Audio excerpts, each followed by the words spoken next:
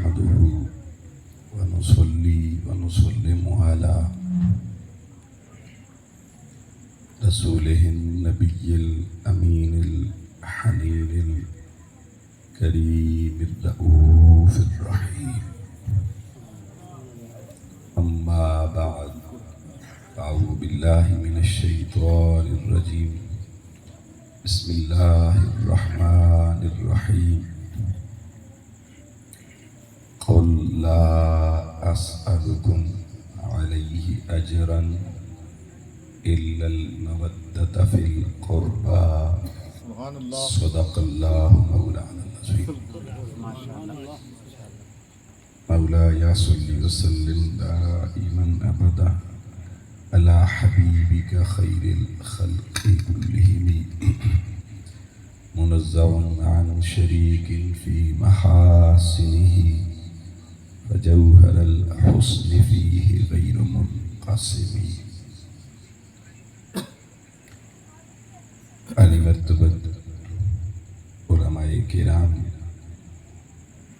عزت مآب ثنا خانان شیر لسان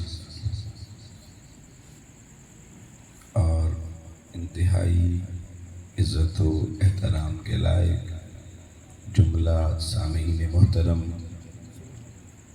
احباب محترم، بزرگان محترم، دوستان محترم، اللہ جل مجدہ کا جتنا شکر ادا کرے کم ہے کہ جس مالک نے ماہ محرم الحرام کے حرمت والے مہینے کی ان یادگار راتیں جو عشرہ محرم الحرام شہداء کرب و بلا کے حوالے سے معروف ہے، ایک سہانی شب میں اللہ کریم نے ہمیں ذکر شہداء کرب و بلا کے لیے جمع ہونے کی توفیق عطا فرمائی۔ بے حد و بے حساب درود و سلام حضور نبی آخر الزمان صلی اللہ علیہ وآلہ وسلم کی بارگاہ میں اور آپ کی قیامت تک آنے والی جمیع آل پاک کی خدمت میں، جن کے توسل اور جن کے تصدق سے اللہ پاک نے ہم سب کو نعمت ایمان عطا فرمائی۔ اس خوبصورت پر رونق عظیم الشان محفل پاک کے انعقاد پر میں تحریک منہاج القرآن برادر عزیز شوکت مصطفی صاحب، علی رضا مصطفی صاحب اور آپ کے جملہ منتظمین و معاونین، آپ سب کی خوبصورت کاوشوں کو ہدیہ تحسین و تبریک پیش کرتا ہوں اور اللہ کی بارگاہ میں دعا گو کہ مالک کربلا والے سیدوں کے ذکر کی اس مجلس میں جو کوئی جس ارادے سے بھی آ گیا، سب کو در زہرا پہ قبولیت عطا فرما۔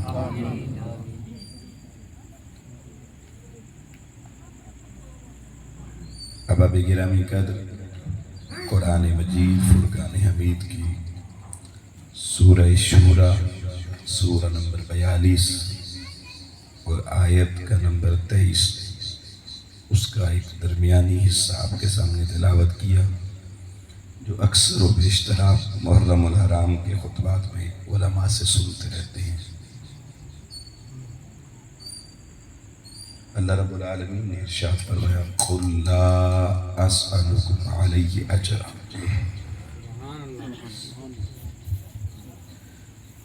یہ مضمون آیت نمبر 20 سے در حقیقت شروع ہوتا ہے،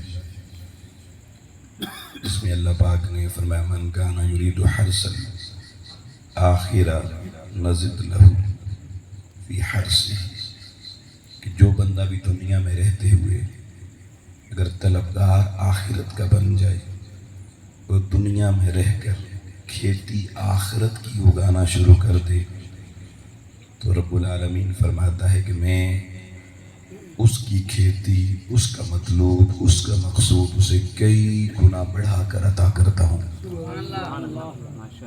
اسے پھر کبھی گھاٹے کا سودا نہیں ملتا۔ دنیا سے لے کر برزخ، برزخ سے لے کر آخرت تک ہر مقام پر اللہ کریم اسے نزد لہو فی حرثہ، اس کی اس کھیتی کو، اس کی فصل کو، اس کے ثمر کو ہمیشہ بڑھاتا ہی رہتا ہے، لیکن ساتھ ہی اس کے فرمایا کہ من کان یرید حرث الدنیا، جو بندہ، جس کا ارادہ، جس کی سوچ اور جس کی خواہش صرف دنیا کمانا ہو، دنیا کا طلبگار ہو، تو نؤتی منہا، اللہ فرماتا ہے میں محروم اسے بھی نہیں رکھتا، اسے دنیا دیتا ہوں۔ جو اللہ سے صرف دنیا مانگے، اللہ کریم کی ذات اسے دنیا دیتی ہے، لیکن ساتھ ایک چیز بیان کر دی جو بڑی لائق توجہ ہے، فرمایا وَمَا لَهُ فِي الْآخِرَةِ مِن نَصِیب، جس نے ہم سے دنیا مانگی اسے ہم صرف دنیا کا سودا دیتے ہیں اور اس کے نامہ اعمال میں لکھ دیتے ہیں وَمَا لَهُ فِي الْآخِرَةِ مِن نَصِیب، کہ آخرت میں ہمارے یہاں اب اس کا کوئی بھی حصہ باقی نہیں ہے۔ یہ سارے احباب کے لیے جملہ قابل توجہ ہے۔ دنیا دار کے لیے آخرت میں کچھ بھی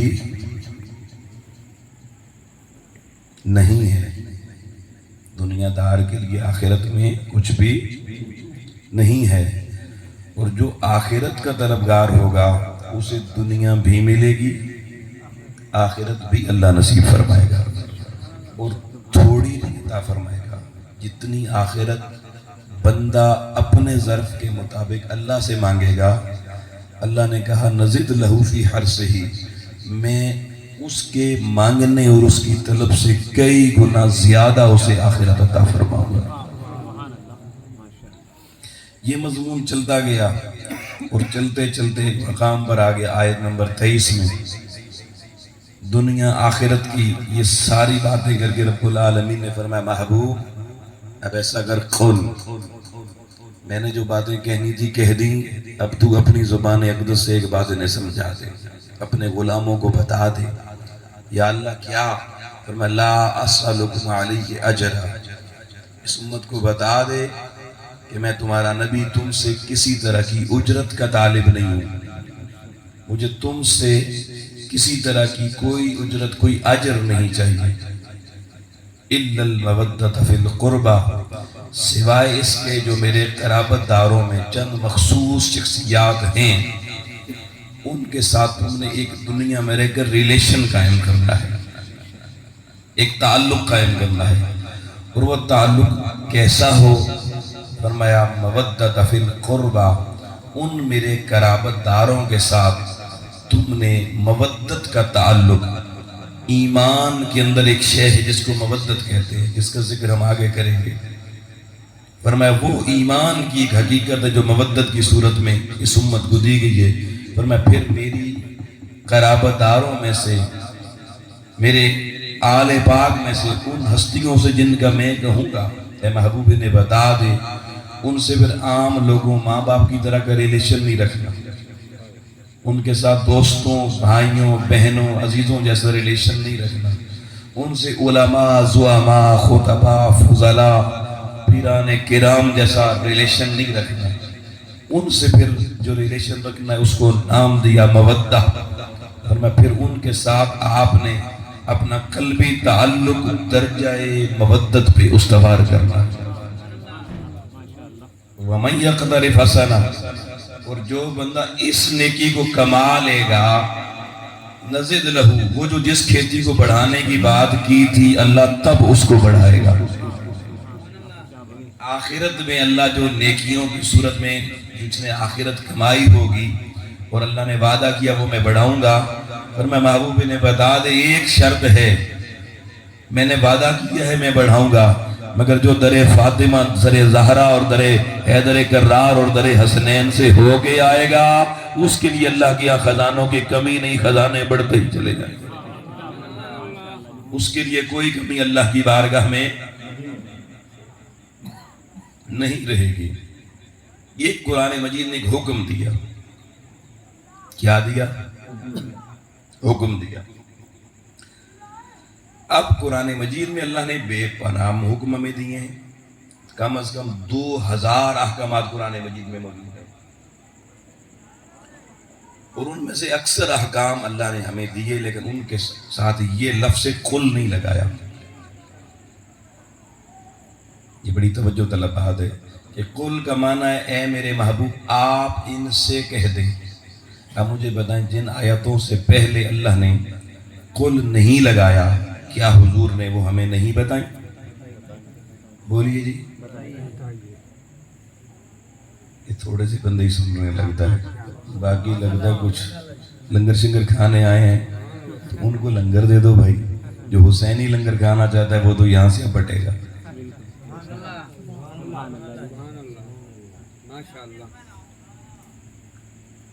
بھئی جن آیتوں سے پہلے اللہ نے لفظ قل نہیں لگایا، کیا حضور علیہ السلام نے ہمیں وہ نہیں بتائیں؟ جن کا عقیدہ ہے بتائیں گے، وہ ایک دفعہ ذرا اپنی پاکیزہ زبان سے کہتے بتائی ہیں تاکہ گواہی ہو جائے رسالت مآب کی کہ حضور نے کوئی بات بتانے میں کمی نہیں چھوڑی۔ اچھا اب میرا ایک سوال ہے، کیا اس امت سے، انسانیت سے بات کرنے کے لیے، اپنا حکم دینے کے لیے اللہ نے جبرائیل، وحی اور مصطفیٰ کے علاوہ کوئی اور ذریعہ اختیار کیا؟ ذرا سارے جواب دے رہے جی۔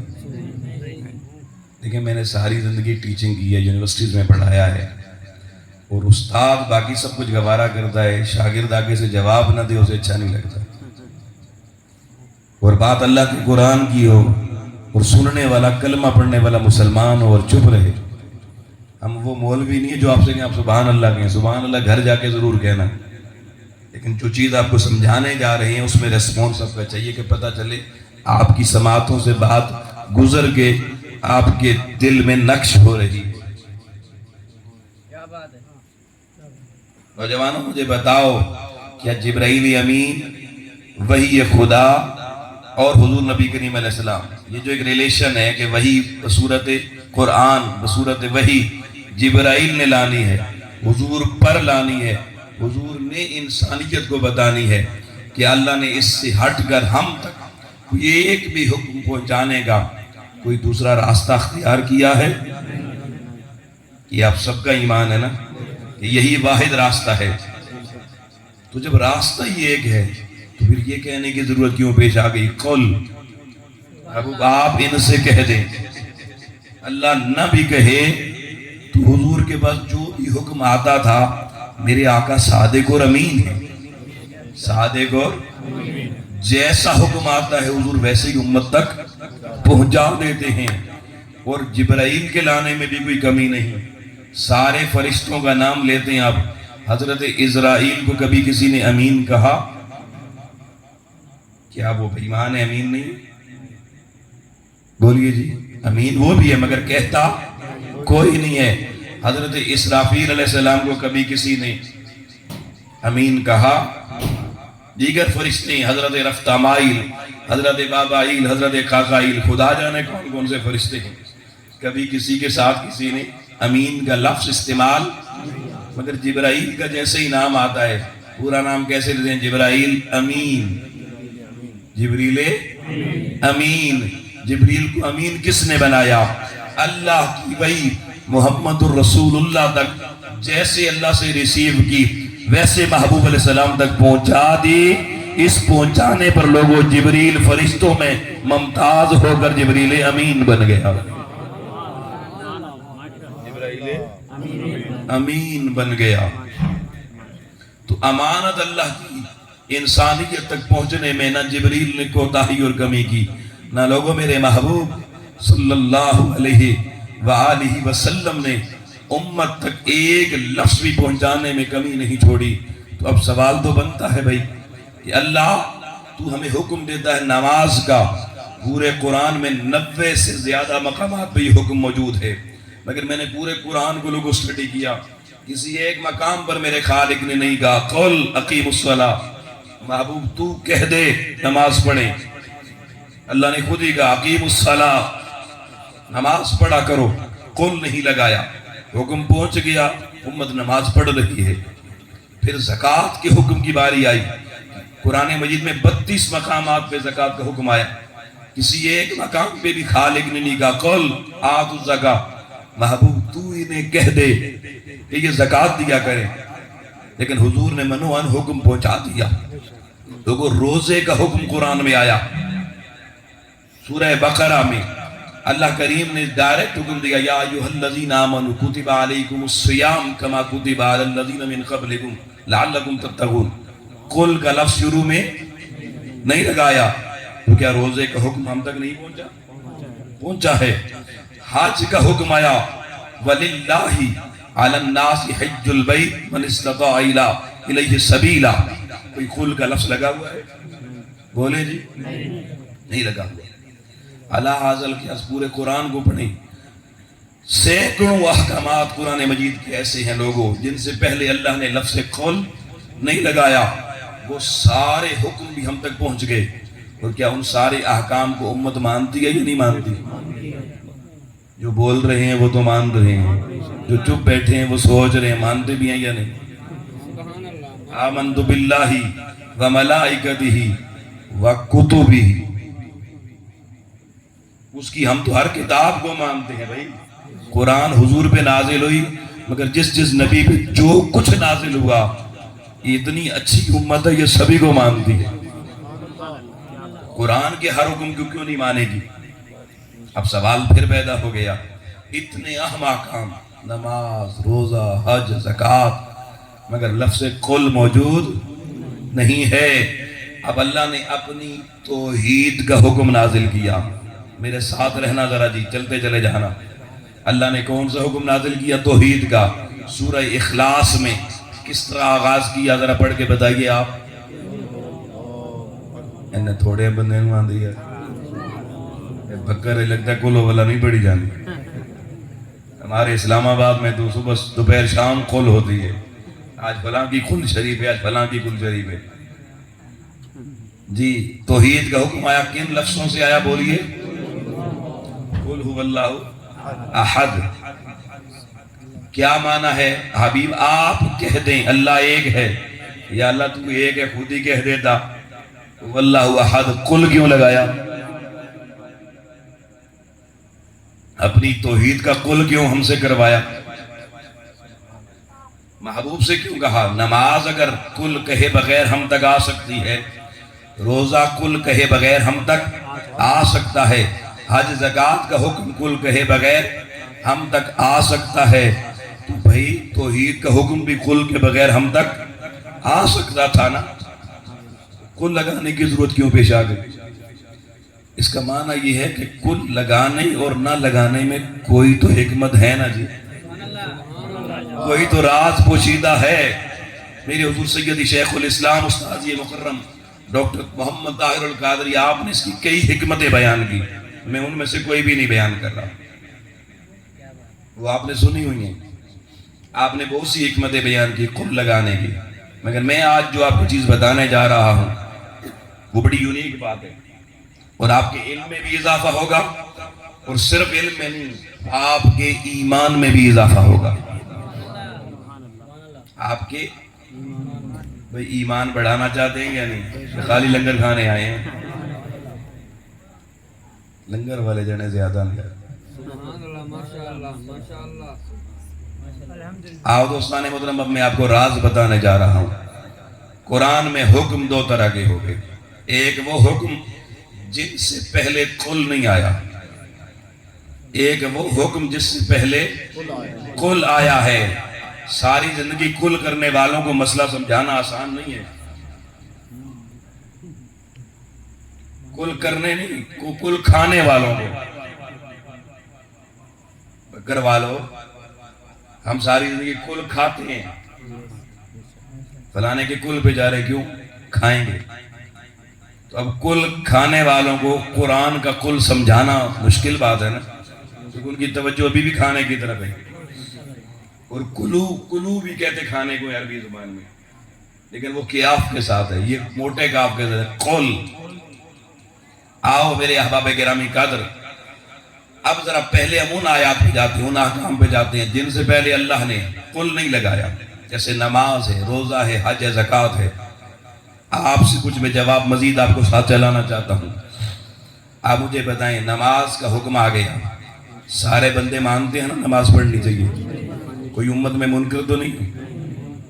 اللہ کا کوئی بھی حکم آ جائے نا، اس کے ساتھ قل لگا ہوا ہو یا نہ ہو، اس کو ماننا ہر کلمہ پڑھنے والے پہ فرض ہوتا ہے۔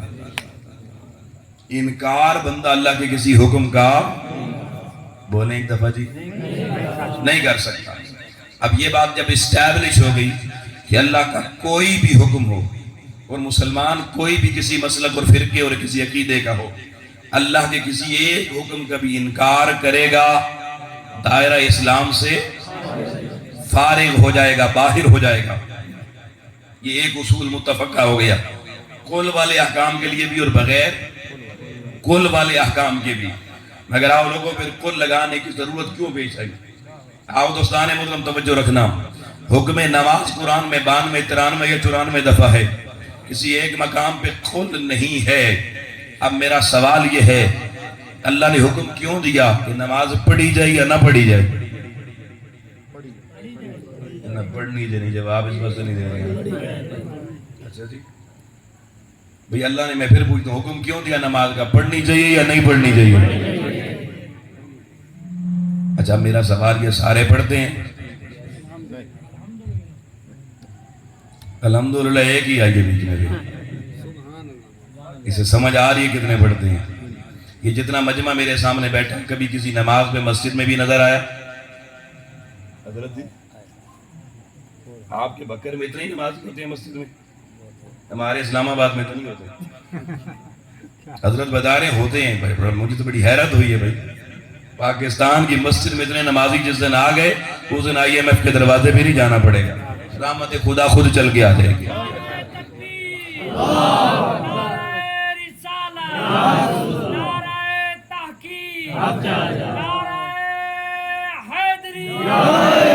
ہم نے تو وہ بھی مسجدیں دیکھی ہیں، امام گھڑی دیکھتا ٹائم ہو گیا، بندہ نماز پڑھنے والا کوئی نہیں آیا، اپنی پڑھو جی۔ یہ حال ہے ہماری مساجد کا لوگوں، لیکن قرآن میں اللہ نے 90 سے زیادہ بار کہا نماز پڑھو، امت نہیں پڑھتی ہے نماز، اور خصوصاً پاکستانی قوم تو بالکل ہی تھوڑی پڑھتی ہے۔ اب مجھے بتائیں، اللہ کا حکم ہے، انکار کوئی بھی نہیں کرتا، ساری زندگی جس نے نماز نہیں پڑھی اس سے بھی پوچھیں نماز پڑھنی چاہیے یا نہیں، وہ بھی کہے گا جی پڑھنی چاہیے۔ تو کیوں نہیں پڑھتا؟ وہ جی پڑھی نہیں جانتی، پڑھی، یہ حقیقت ہے، پڑھی نہیں جاتی، بھاری لگتی ہے نماز، مشکل ہوتی ہے۔ کوئی ایسے ہوتے ہیں جو جمعے کی پڑھ لیتے ہیں ہفتے بعد، چلو ساری حاضریاں کٹیاں لگ جائیں۔ کچھ نے ایسے مفتی تلاش کی، انہوں نے کہا بھئی رمضان آئے گا، 27ویں رات آئے گی، قضائے عمری پڑھنا، 2 نفل پڑھنا ساری عمر کی ہو جائے گی، کہتے ہیں شارٹ کٹ، سیدھا راتوں رات امیر بن جاؤ تاکہ ساری نہ پڑھنی پڑے۔ مگر اے امت مصطفیٰ، ہر بندہ یہ کہتا ساری پڑھنی چاہیے، انکار نہیں ہے، لیکن پڑھتا کوئی ہے، ہزاروں نہیں، لاکھوں نہیں، کروڑوں نہیں پڑھتے۔ مجھے بتائیں کائنات میں کسی مسلک کا عقیدہ ہو، کسی مفتی نے فتویٰ دیا ہو، جو نماز پڑھنے نہیں آئے گا وہ مسلمان نہیں، کافر ہو جائے گا؟ نہیں، کوئی فتویٰ ساری کائنات میں موجود نہیں ہے۔ کیوں؟ اس لیے کہ نماز اللہ کا حکم ہے، پڑھنی چاہیے۔ جو انکار کرے گا وہ کافر ہوگا، جو انکار نہ کرے مگر پڑھے بھی نہ، وہ کافر نہیں، وہ صرف گناہگار ہوگا۔ یہ کیا ہوگا؟ تو گناہگار کافر تو نہیں ہوتا نا، گناہگار بھی مسلمان ہی ہوتے ہیں، اور ہم ہیں، ہم پتہ نہیں آپ ہیں یا نہیں، مجھے تو پتہ ہے میں گناہگار ہوں۔ گھر میں لگتا ہے بہت نیک لوگ رہتے ہیں، یہ تو سارے بلیوں سے بھی اوپر ہیں جی، بالکل ٹس سے مس نہیں ہو رہے اتنی گرمی میں بھی۔ تو لوگوں ایک اصول اور اسٹیبلش ہو گیا قرآن مجید سے کہ جن احکامات سے پہلے لفظ قل نہیں لگا ہوا، جیسے رمضان کے روزے سے پہلے قل نہیں، حکم سے پہلے ساری امت روزے نہیں رکھتی مگر کافر کوئی نہیں ہوتا، صرف گنہگار ہوتا ہے۔ زکوٰۃ سارے نہیں دیتے، جو دیتا ہے وہ بھی پوری کوئی نہیں دیتا، پھر بھی کافر کوئی نہیں ہوتا۔ یہاں بیٹھے ہوئے کتنے بیسیوں پہ حج فرض ہوگا مگر وہ کہیں گے نہیں کہ ساڑھے سے کوئی نہیں فرض، حج نہیں کریں گے، کافر نہیں ہوں گے، صرف گنہگار ہوں گے۔ مگر اے امت مصطفیٰ، آؤ ایک اصول تو میں آپ کو سمجھا چکا کہ قرآن مجید کے جس حکم سے پہلے لفظ قل نہیں ہے، توجہ میری طرف، لفظ قل نہیں ہے، اس پہ عمل کرو اجر ملے گا، نہ کرو عمل نہ کرو، مانو ضرور، کیونکہ نہ مانو گے کافر ہو جاؤ گے، مان کے جس نے عمل نہیں کیا وہ کافر نہیں، صرف گنہگار ہوگا، فاسق ہوگا، برا آدمی ہوگا، اچھا نہیں ہوگا، لیکن کافر پھر بھی نہیں ہوگا۔ آؤ لوگو، اب میں آپ کو لے کے جا رہا ہوں دروازے پر ان آیتوں کی جن سے پہلے اللہ نے لفظ قل لگایا ہے۔ آؤ اب پھر سورۃ اخلاص پر آ جاؤ، آیت توحید ہے۔ اللہ کہہ رہا قل هو اللہ احد، میرے محبوب آپ انہیں کہہ دیں وہ اللہ، بولیں جی وہ اللہ ایک ہے۔ اب وہ بندہ جو 24 گھنٹے میں لوگوں 5 نمازیں نہیں پڑھ سکا، بھول گیا نماز پڑھنا، وقت گزر گیا، یاد نہیں رہا اسے، کاروبار کرتے ہوئے، دفتر کا کام کرتے ہوئے، اگر وہی بندہ لوگوں جو 24 گھنٹے میں صرف 5 ٹائم میں سے نماز بھول گیا، اگر وہ 24 گھنٹے میں ایک لمحے کے لیے، 1 منٹ کے لیے اگر یہ بھول جائے کہ اللہ ایک نہیں ہے، بولو مسلمان رہے گا؟ نہیں رہے گا، کافر ہو جائے گا۔ آؤ قرآن سے کوئی رسول پتا چل گیا جس آیت سے پہلے لفظ سے قل لگا ہوا ہو، ایک لمحے کے لیے بھی اگر بندہ اسے بھول جائے، اس سے آنکھیں ہٹا لے، اسی ایک لمحے میں دائرہ اسلام سے خارج ہو جاتا ہے، دائرہ اسلام سے۔ دوسری طرف جن سے پہلے قل نہیں ہے، ساری زندگی بھی نہ پڑے، کافر۔ اتنی بات سب کو سمجھ آ گئی جی؟ میں اگر کسی بندے کا ٹیسٹ لوں وہ بتا سکتا ہے مجھے کہ جن آیتوں سے پہلے اللہ نے قل نہیں لگایا، ماننا تو سب کو ضروری ہے، مگر اس پہ عمل نہ کیا جائے تو کوئی کافر، بولیں جی کافر۔ لیکن جن آیتوں سے پہلے قل لگ گیا ہے، ایک لمحے کے لیے اگر اسے بندہ بھول گیا تو کیا ہو جائے گا؟ سارے بولو کیا ہو جائے گا؟ کافر ہو جائے گا۔ آؤ لوگو، میں نے قرآن آپ کو سارے احکامات کے حوالے سے یہ 2 قانون سمجھا دیے۔ اب آ جائیں سورہ شورى آیت نمبر 23 کی اس حصے پر۔ اللہ نے کہا میرے محبوب اب میں نے قرآن میں ذکر تیری آل کا کرنا ہے، تیرے گھر والوں کا کرنا ہے، تیرے قرابت داروں کا کرنا ہے۔ محبوب میں پہلے لفظ قل لگاتا ہوں۔ مولا تو نے نماز سے پہلے قل نہیں لگایا، روزے سے پہلے نہیں لگایا، حج زکوٰۃ کے حکم سے پہلے نہیں لگایا، محبوب کی آل کا ذکر کرتے ہوئے، محبوب کے خانوادے کا ذکر کرتے ہوئے پہلے لفظ قل کیوں لگا رہا ہے؟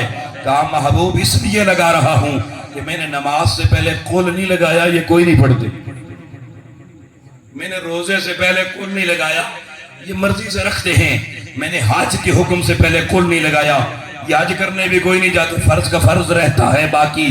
اے محبوب اگر میں نے تیری آل کی مودت کے ذکر سے پہلے قل نہ لگایا تو یہ کہیں گے جیسے نماز نہیں پڑھتے گنہگار ہی ہوں گے، حضور کی آل سے مودت نہ کی تو گنہگار ہوں گے، کون سا فرق پڑے گا؟ گنہگار بھی جہنم سے ہو کے بالآخر جنت میں چلے جائیں گے، گھر تو مل جائے گا۔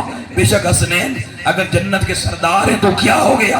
اللہ نے کہا نہیں محبوب، حسنین کو میں نے جنتوں کا، جوانوں کا سردار ایسے ہی نہیں بنایا جو جب تک دنیا میں رہ کے حسنین کا دروازہ نہیں پکڑے گا، ان کی مودت سے دل کو نہیں بسائے گا، اس کے لیے جنت حرام کر دوں گا، اسے میں ایمان والا نہیں بے ایمان کافر ہو کے ماروں گا۔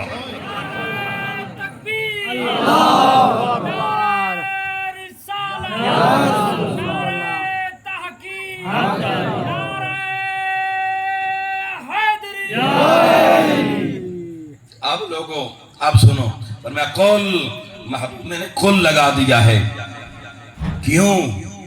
کیونکہ میں نے انہیں کہا ماں باپ کے ساتھ احسان کرو، کرتے ہیں؟ کہتے ہیں جی ماں باپ انہوں نے احسان ہو ہی نہیں سکتا جی۔ مولوی سب تقریر کر کے کہتے ہیں جی ماں پیو جی خدمت اپنی اولاد دی کر دے، اے جی اولاد خدمت کر ہی نہیں سکتی جی، جب کر نہیں سکتی تو احسان ہو نہیں سکتا۔ امت کے مولوی کو پتا چل گیا، اللہ کو نہیں پتا چلا؟ اس نے قرآن میں 4 مقام پہ کہا وَبِالْوَالِدَيْنِ إِحْسَانًا، ماں باپ کے ساتھ کیا کیا کرو؟ اللہ 4 مقام پہ، سورہ بقرہ کی آیت نمبر 83 میں بھی کہہ رہا ہے، سورہ نساء کی آیت نمبر 36 میں بھی کہہ رہا ہے، سورہ انعام کی آیت نمبر 151 میں بھی کہہ رہا ہے، اللہ قرآن کی سورہ بنی اسرائیل سورہ اسراء کی آیت نمبر 23 میں بھی کہہ رہا ہے والدین سے احسان کرو، اور ہم کہتے ہیں کر ہی نہیں سکتے۔ کیوں؟ کل نہیں لگا ہوا۔ بولیے کیا نہیں لگا ہوا؟ یہ کل نہ لگے تو چھوٹ مل جاتی ہے۔ کیا مل جاتی ہے؟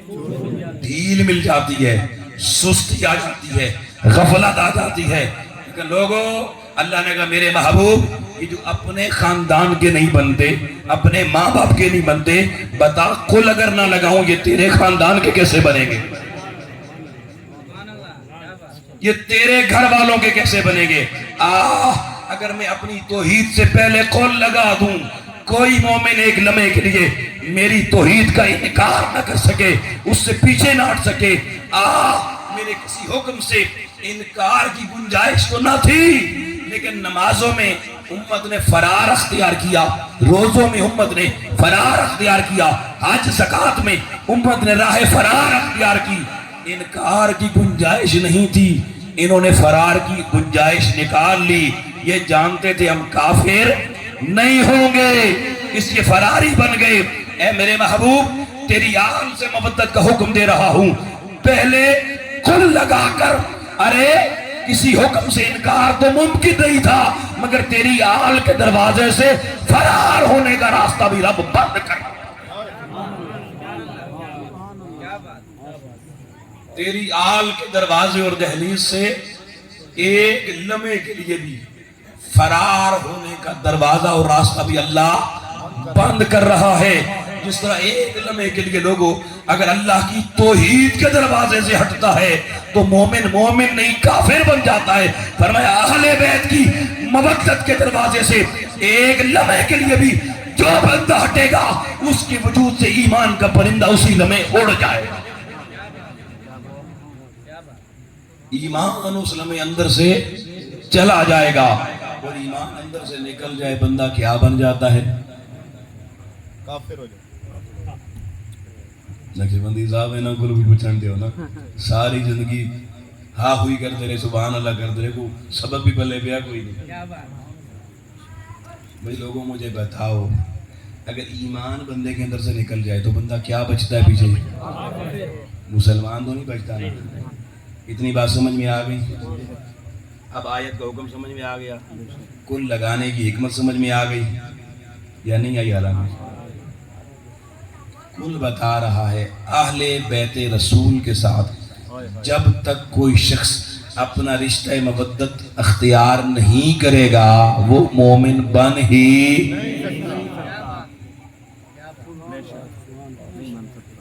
اب سوال دوسرا آ گیا کہ رشتہ اختیار کرنا ہے اہل بیت سے مودت کا، بولیے کون سا؟ تو مودت جب تک ہمیں معلوم نہیں ہوگا تو ہم کیسے مودت کریں گے؟ کیونکہ ترجمے میں مترجمین نے مودت کا معنی لکھا ہے محبت،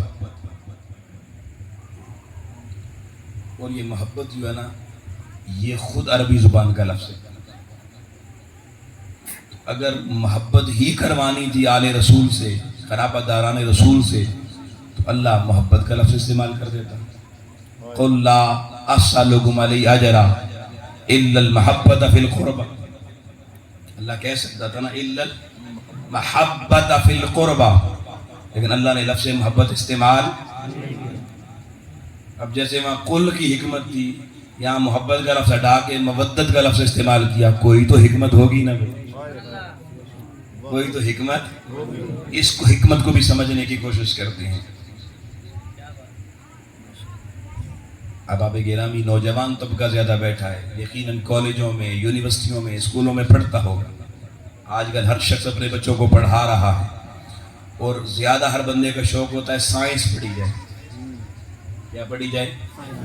بچہ بھلے نالائق بھی ہو نا، ماسٹر جی یعنی سائنس ہی پڑھنی، وہ کہیں جی یہ نہیں پڑھ سکتا اسی دوجے سکول ہی داخل کرا دیں گے.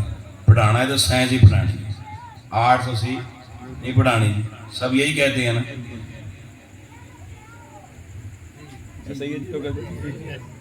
آؤ دوستان محترم, اتنی عقل سمجھ بوجھ تو آپ کو ہے, لیکن سائنس پڑھ کے کیا ہمارے بچے سائنسدان بن رہے ہیں؟ سائنسدان بن جاتے تو آج لوڈ شیڈنگ ہوتی, آج مسئلے ہوتے.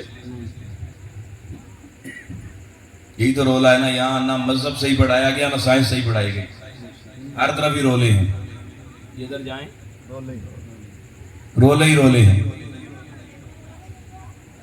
امت جتنی بھی ہے نا, جب تک سیرت رسول کو نہ مانے, سیرت رسول کو نہ پڑھے, سیرت رسول اس کی گھٹی میں نہ ڈلے, حضور کا اسوہ نہیں پتہ چل سکتا. اور اسوہ پتہ نہ چلے تو بندے کا ایمان کمال پہ جا نہیں سکتا. ایسا ہی ہے نا. لیکن ہماری درس نظامی دیکھ لیں پوری, اس میں سیرت رسول کا ایک بھی سبجیکٹ نہیں ہے. 10 سال علماء بنتے ہوئے لوگ درس نظامی پڑھتے ہیں, مگر 10 سال کے پورے سلیبس میں حضرت جی ایک بھی کتاب سیرت رسول کی بطور سلیبس شامل نہیں ہے.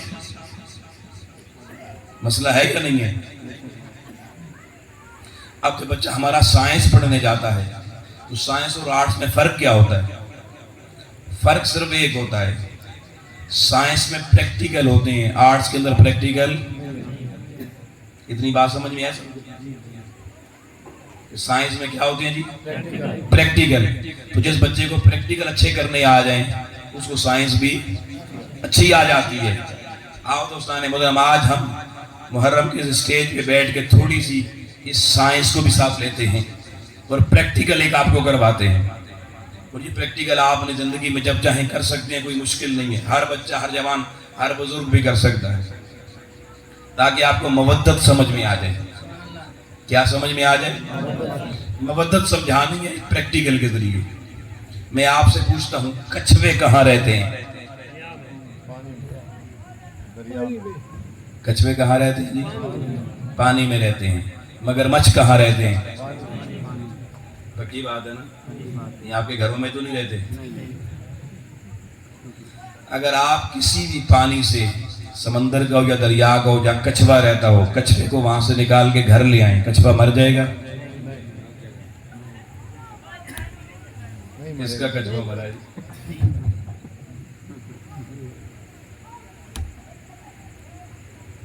کچھوا ساری زندگی پانی میں رہتا ہے, اور پانی میں رہنا اس کا شوق ہے. پانی سے نکل کے گھروں میں نہیں آتا. جیسے سے رات کو آ کے آپ کی فصلیں کھا جاتی ہے, کبھی کچھوے نے آگے کھائیں؟ بولیں جی. خوراک بھی پانی کے اندر سے لے گا, باہر درختوں پہ چڑھ کے ان کے پتے نہیں کھاتا. اس کا شوق ہے, پانی اس کا محبوب ہے, وہ اپنے محبوب کی سنگت میں رہتا ہے, جدا ہونا پسند نہیں کرتا. لیکن اگر آپ اس کو وہاں سے الگ کر لیں پانی سے تو کچھوا مرتا نہیں ہے, کوئی احتجاج بھی نہیں کرتا, کوئی روڈ بھی بلاک نہیں کرتا, کوئی کسی کو چک بھی نہیں مارتا. کیوں؟ وہ کہتا چلو بھائی آپ نہیں رہنے دیتے تو اڈی مرضی کر لیو, گزارا کر لوں گے. کیا کریں گے؟ گزارا. پتہ چلا محبت میں اگر کسی کو محبوب سے جدا بھی کر دیں تو گزارا ہو جاتا ہے. بولے نا جی, گزارا. آپ مگرمچھ کو نکال کے اپنے گھر لے آئیں, مگرمچھ کیا کہے گا؟ میں نے واپس دریا میں جانا ہے. وہ کہے گا چلو تسی باہر نکلو, میں تھوڑے گھر رہوں گا. مگرمچھ آپ کو رہنے دے گا پھر گھر میں؟ آپ کو کہے گا آپ دریا میں چلے جائیں, میں ادھر رہوں گا. یہ تجربے میں کبھی مگرمچھ پکڑنے کی غلطی, کچھوے بھی تجربہ کرنا. سمجھ رہے نا میری بات؟ آؤ میرے احباب گرامی, آپ نے دریا سے کچھوا نکالا, وہ نہیں مرا, پہاڑ کی چوٹی بھی رکھا, وہاں پہ بھی زندہ رہا. مگرمچھ نکالا, آپ بکر کے صحراؤں میں, تھل کے صحراؤں میں لے آئے. اس نے کوئی نہیں کہا میں نے سمندر میں جانا ہے, رہنا شروع کر دیا. ساری زندگی مینڈک پانی میں رہا.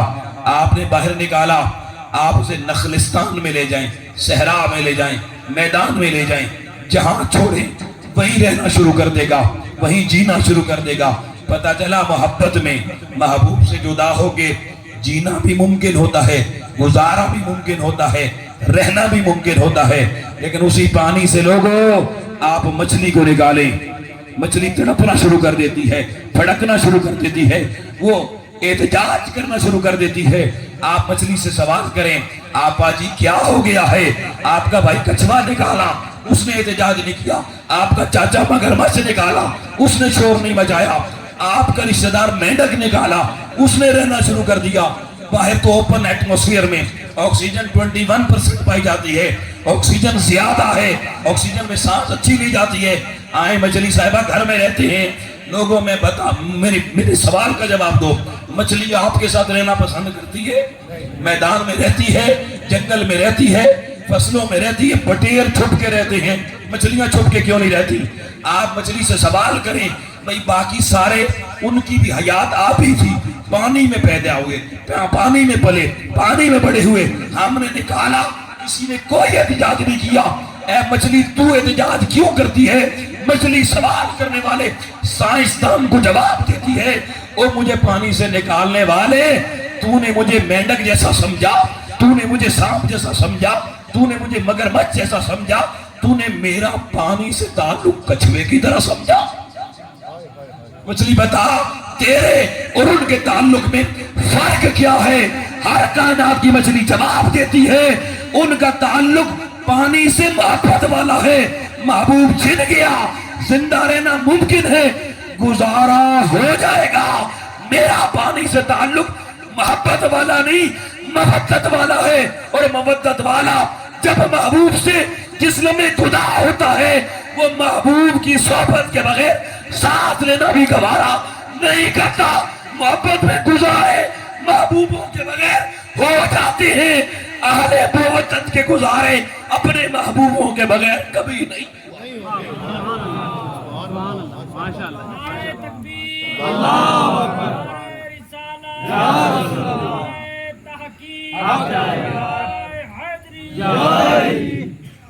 تو کیا یہ تجربہ سب کی سمجھ میں آئے؟ اب آ جائیں قرآن پہ. قل لا اسألکم علیہ اجرا الا المودۃ فی القربى. اللہ نے کہا بندے جیسے مچھلی کی حیات پانی کے بغیر ممکن نہیں ہے، بندہ مومن کی حیات اہل بیت کی مودت کے بغیر ممکن. ہر بندہ مومن کی ایمان کی حیات، کس کی حیات؟ جملہ یاد رکھنا. مچھلی کی تو ظاہری سانس والی حیات ختم ہوتی ہے، اور بندہ مومن جب اہل بیت رسول کی مودت سے نکلتا ہے اس کی ایمانی حیات مر جاتی ہے. اور لوگوں جس کی ایمان کی زندگی مر جائے وہ مومن نہیں کچھ اور بن جاتا ہے، مومن نہیں کچھ اور بن جاتا ہے. یہ بات قرآن مجید سے اسٹیبلش ہو گئی کہ ایمان بچانے کے لیے درے زہرا پہ جانا ہر بندہ مومن کے لیے ضروری ہے. بولیے جی کیا ہے؟ ضروری ہے. آؤ دوستان محترم، جب یہ بات ہماری سمجھ میں آ گئی تو میں یہاں آپ کی تربیت کے لیے ایک نقطہ اور قرآن مجید سے رکھ کے پھر آگے چلتا ہوں. یہ مودت کا لفظ قرآن حکیم میں ایک مقام اور پر بھی آیا اور وہ بھی ایک حکم ہے، اور یہ آپ سب کی بہت بڑی ضرورت ہے. آج جس بندے سے پوچھیں بھائی جان گھریلو زندگی کیسی گزر رہی ہے، وہ کہتا توبہ توبہ توبہ، شادی نہ کرے. اس پہ گانے بنے ہوئے شادی نہ کرنا پچھتاؤ. کسی خاتون سے پوچھ رہے جس کی 30 سال 25 سال شادی کی عمر ہو گئی ہو، سنا ہے آپ کا شوہر کہتی ہے توبہ توبہ جدو اس گھر ماں پیو دے گھر سے بڑی سکھی سے اتنا شادی کر کے فلانے ڈیم گانے کے تو ساری عمر جناب مصیبت.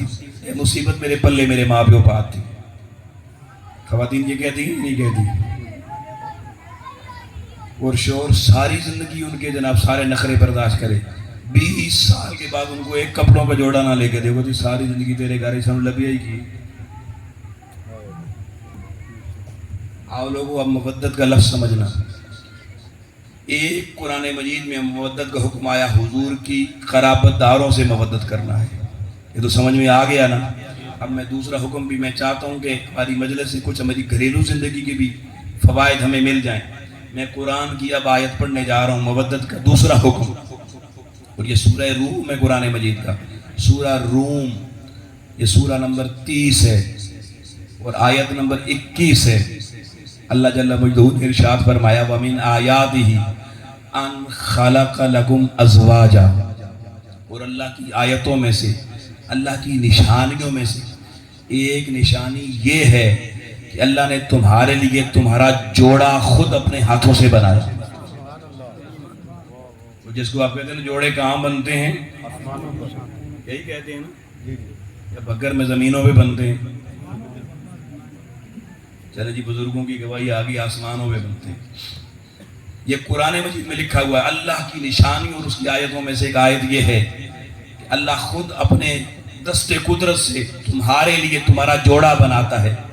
ہر نوجوان کے لیے اس کی بیگم بناتا ہے، ہر بیگم کے لیے اس کا شوہر بناتا ہے۔ کیوں بناتا ہے؟ قرآن مجید کے اگلے لفظ قابل توجہ ہیں۔ اللہ نے فرمایا لِتَسْكُنُوا إِلَيْهَا، تاکہ جس جس کو بیگم ملتی چلے جائے اس کو سکون کا سارا سامان بھی ملتا چلا جائے، اس کو سکون کا سارا سامان مل جائے۔ وَجَعَلَ بَيْنَكُمْ مَوَدَّةً وَرَحْمَةً، اور اللہ نے تم میاں بیوی کو ایک دوسرے کے لیے بنایا کیا؟ مودتاً ورحمہ، ہر شوہر اپنی بیوی سے کیا کرے؟ مودت، ہر بیگم اپنے شوہر سے کیا کرے؟ مودت، اور دونوں ایک دوسرے کے ساتھ رحمت والا تعلق بنائیں۔ دو لفظ قرآن مجید استعمال کیے، ایک میاں بیوی کا ریلیشن بیسڈ اپان مودت ہونا چاہیے اور دوسرا بیسڈ اپان رحمت ہونا چاہیے۔ آپ لوگوں ساری زندگی ہمیں علماء نے مودت اور رحمت کا جب بھی ذکر آیا قرآن کی آیت پڑھ کے بتائی وَمَا أَرْسَلْنَاكَ إِلَّا رَحْمَةً لِلْعَالَمِينَ، امت صرف حضور علیہ السلام کے ساتھ رحمت کا تعلق رکھے، شاید کسی اور کے ساتھ ضرورت نہیں ہے۔ اور جب بھی مودت کی بات آئی قُلْ لَا أَسْأَلُكُمْ عَلَيْهِ أَجْرًا إِلَّا الْمَوَدَّةَ فِي الْقُرْبَى، ہمیشہ یہ آیت سنائی گئی، لیکن اسی قرآن مجید میں اللہ نے رحمت اور مودت دونوں جمع کر کے ہمارے گھریلو زندگی میں شوہر اور بیوی، ماں اور باپ کی زندگی کو مثالی بنا کر ہر گھر کو اللہ پاک نے اسی دنیا میں جنتی گھر بنانے کے لیے کہا۔ اگر میاں بیوی ایک دوسرے سے مودت اور ایک دوسرے کے ساتھ رحمت بھرا تعلق بنا لیں گے، دنیا میں رب ان کے گھروں کو جنتی گھر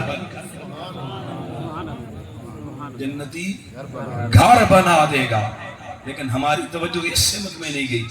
تو آج کی اس مجلس میں یہ پیغام بھی لے کے جائیں کہ گھروں میں جب جائیں تو جن کی شادیاں ہونے والی ہیں وہ پہلے قرآن مجید کا ریلیشن، قرآن مجید کی یہ خوبصورت پیغام کو اپنے پلے باندھ لیں، پھر کبھی گدھا زمانے کا نہیں کرنا۔ اور آؤ لوگوں اب اس آیت کی طرف واپس، قُلْ لَا أَسْأَلُكُمْ عَلَيْهِ أَجْرًا إِلَّا الْمَوَدَّةَ فِي الْقُرْبَى، حضور کے قرابت داروں سے کرنی ہے مودت۔ احباب اب ہم اس مرحلے میں آ گئے ہیں جس مرحلے کے لیے میں نے آپ کو اتنی زحمت دی۔ کربلا کے میدان میں کس کی آل تھی؟ توجہ میری طرف، کربلا کے میدان میں کس کی آل تھی؟ حسین کس کا نواسا تھا؟ زینب کس کی نواسی تھی؟ علی اکبر علی اصغر کس خانوادے کے بچے تھے؟ امام الانبیاء علیہ السلام کے۔ اب ذرا رکنا، جب یہ آیت قرآن مجید کی نازل ہوئی نا کہ حضور کی قرابت داروں سے مودت کرنا، حضرت ابن عباس حضور کے چچا کے بیٹے ہیں، حضور کے دروازے پر آ گئے، صحابہ کے مجمع میں حضور علیہ السلام سے سوال کیا من قرابتک ہؤلاء الذین وجبت علینا مودہ، حضور یہ بتائیے اس آیت میں اللہ نے جو مودت ہم پر آپ کے قرابت داروں کی واجب کی ہے، لازم کی ہے، وہ آپ کے قریبی رشتہ دار کون کون سے؟ حضور اپنی رسالت آپ کی زبان سے ہمیں بتا دیں۔ آپ لوگوں میرے محبوب نے ابن عباس کے سوال پہ جسداً جواب دیا، فوراً جواب دیا، فرمایا علی فاطمۃ وابناہما، محمد کے رشتہ دار تو بہت سارے ہیں، قرابت دار تو بہت سے ہیں، مگر جن کی مودت میری امت پر قیامت تک کے لیے اللہ نے واجب قرار دی ہے، فرمایا اس میں سے ایک ہستی کا نام مولا مشکل کشا علی کرم اللہ وجہ الکریم ہے، دوسری سیدہ زہرا بطول ہیں، اور تیسرا اور چوتھا ان کے دو شہزادے حسن اور حسین ہیں۔ ان چار کی مودت کو اللہ کریم نے قرآن مجید کے ذریعے ہر کلمہ پڑھنے والے پہ واجب قرار دیا ہے، لازم قرار دیا ہے۔ آؤ میرے دوستو، امت پر جن چار ہستیوں کا مودت والا تعلق قرآن نے لازم قرار دیا تھا، ان میں سے کربلا کے میدان میں چلیں تو مجھے بتائیں حضرت امام حسین علیہ السلام کیا ان چار میں شامل تھے یا نہیں؟ بولیے جی۔ اب کافروں نے آپ کو شہید کیا روم کے کافروں نے شہید کیا؟ جو شہید کرنے والے تھے وہ کلمہ کس کا پڑھتے تھے؟ بولے جی۔ وہ بھی کلمہ وہی پڑھتے تھے جو میں اور آپ پڑھتے ہیں۔ وہ نماز کون سی پڑھتے تھے؟ جو میں اور آپ پڑھتے ہیں۔ وہ اذانیں کون سی دیتے تھے؟ جو میں اور آپ دیتے ہیں۔ تو فرق کیا تھا؟ فرق صرف اتنا تھا کہ انہوں نے کلمہ پڑھا، نماز پڑھی، روزے رکھے، حج کیے، قرآن حفظ کیا، تلاوت کی، سارے کام کیے، لیکن لوگوں قل لا اسألکم علیہ اجرا الا المودۃ فی القربا، انہیں حضور کی ان قرابت داروں کی مودت نصیب نہیں ہوئی، ان قرابت داروں کی مودت نصیب نہیں ہوئی۔ اور جب قرابت داروں کی مودت نصیب نہ ہو تو پھر جس گلی میں سید رہتا رہے اس کی کوئی عزت نہیں ہوتی، کوئی ادب نہیں ہوتا، کوئی حیا نہیں ہوتا، کیونکہ حیا تب آئے گا جب اس آل کی پہلے سینے میں مودت کا چراغ جلے گا۔ اور لوگوں پھر سننا، جب مودت سے وہ دور ہوئے تو پھر کتنا بندہ ایمان سے دور ہو جاتا ہے کہ جب حسین علیہ السلام تو دنیا سے شہید ہو گئے، خانوادہ شہید ہو گیا، اور یہ قافلہ کربلا سے چل کے کوفہ کے میدانوں سے گھوم کر بازاروں سے گھوم کے جب دمشق میں دربار یزید میں پہنچتا ہے تو اس پہنچنے سے پہلے جب دمشق کے بازاروں سے گزر رہا تھا یہ قافلہ، سننا دوستان محترم کہ مودت والے اور بغیر مودت والے میں فرق کیا ہوتا ہے۔ اگر مودت آ جائے پھر بندے کی نیت و سوچ کیا ہوتی ہے، اور اگر جس کو مودت نصیب نہ ہوئی پھر اس کا عمل کیا ہوتا ہے۔ یہ قافلہ لٹا پھوٹا کربلا سے پابند سلاسل کر کے زنجیریں پہنا کے اہل بیت رسول کی شہزادیوں کو اور امام زین العابدین کو لوگوں جب دمشق کے بازار سے گزارا جا رہا تھا، حضرت سعد بن سعد سعدی رضی اللہ تعالیٰ عنہ اپنے کسی شام میں تجارتی قافلے کے ساتھ گئے ہوئے تھے۔ وہ بیان فرماتے ہیں کہ قافلہ ایک بازار سے گزر رہا تھا، چھتوں میں دنیا عطرت پیغمبر کا تماشا دیکھ رہی تھی، حضور کی عفت ماں بیٹیوں کو تماشا بنایا ہوا تھا انہوں نے، کہ اچانک گزرتے ہوئے قافلے پر جہاں چھتوں سے لوگ ان پہ کوئی نعرے لگا رہا، کوئی تالیاں بجا رہا، کوئی خوشادیانے بجا رہا، ایک چھت کے پاس سے قافلہ گزرتا ہے، چھت پہ کھڑی خاتون اپنے شوہر کو کہتی ہے یہ کوئی قیدی لگتا ہے جا رہے ہیں، آپ نیچے اتر کے جائیں، ان قیدیوں سے پوچھیں ان کی اگر کوئی شے ضرورت ہو تو میں نے دے دوں۔ اس کا شوہر نیچے جاتا ہے، حضرت امام زین العابدین سے پوچھتا ہے میری گھر والی کہہ رہی ہے یہ کوئی لوٹا پٹا قافلہ کوئی قیدی آئے ہیں، ان سے پوچھیں ان کی کوئی ضرورت ہے کہ میں ان کی ضرورت پوری کر دوں۔ امام زین العابدین رضی اللہ تعالیٰ عنہ نے لوگوں اپنی پھپھو حضرت زینب کی طرف دیکھا، کہا پھپھو جان اس شہر میں جہاں سارے شادیانے بجا رہے ہیں کوئی ہمارا حال بھی پوچھنے والا ہے، کسی نے ہمارا درد پوچھا ہے، کوئی ضرورت ہے تو بتائیں۔ حضرت زینب رضی اللہ تعالی عنہا نے کہا اچھا اگر کوئی ایسا شخص ہے تو جائیں اس کو گھر والوں کو کہہ دیں کہ زہرا یہ نہیں پتا کہ زہرا کی بیٹیاں ہیں، نبی کے گھر کی عفت مار شہزادیاں ہیں۔ کہا بس ہم بے کس راہرو آئے ہیں، لٹے پھوٹے ہوئے ہیں، ہمیں کچھ چادریں چاہیے تاکہ جن سے ہم اپنے سر اچھے طریقے سے ڈھانپ لیں، ہو سکے تو کچھ تھوڑا پانی ہمیں پلا دے، کوئی پانی پلانے والا نہیں ہے، ہو سکے تو کچھ کھجوریں مل جائیں تو تھوڑا کھانے کے لیے، چھوٹے چھوٹے بچے ہیں ان کے منہ میں کھجوریں ہی ڈال دیں۔ آپ لوگوں کو شخص واپس گیا، اس نے گھر والی کو بتایا، اس کی گھر والی نے پانی بھی بھجوا دیا، چادریں بھی بھجوا دی، کھجوریں بھی بھجوا دی۔ یہ ساری چیزیں جب اس قافلے کے قیدیوں کے پاس آتی ہیں، اور قافلے کے قیدی کوئی عام قیدی تو تھے نہیں کہ وہ بغیر کسی کے احسان کا شکریہ ادا کرے، آگے بڑھ جائے۔ میرے دوستو، میرے بھائیو، کلیجہ تھام کے سننا، جب وہ کھجوریں سیدوں کے منہ تک گئی، جب پانی کے گھونٹ ان کے منہ سے اندر گئے، سیدہ زینب نے کہا اس دمشق کے بازار میں اس گھر میں رہنے والی وہ خاتون جس نے ہمیں یہ اتنی قیمتی چیزیں جو ہماری ضرورت تھی اس وقت ہمیں مہیا کی ہیں، میں چاہتی ہوں اس سے میری ملاقات کروا دی جائے۔ اس خاتون کو پیغام ملا، لوگوں وہ گھر کے دروازے سے باہر نکل کے سیدہ بطول زہرا کی شہزادی سیدہ زینب کے سامنے حاضر ہو کے کہنے لگی، قیدیو میں نے پانی پلایا، آپ نے مجھے یاد فرمایا۔ سیدہ زینب کہنے لگی، جس شہر میں پورا شہر اے ہماری بہن تماشا دیکھنے والا ہے، تو نے ہم پہ اتنا بڑا احسان کیا، پانی بھیجا، کھجوریں بھیجی، ہمیں اپنا سر چھپانے کے لیے چادریں دی۔ اے خاتون یہ بتا میں تیرے احسان کا بدلہ تجھے کیا دوں؟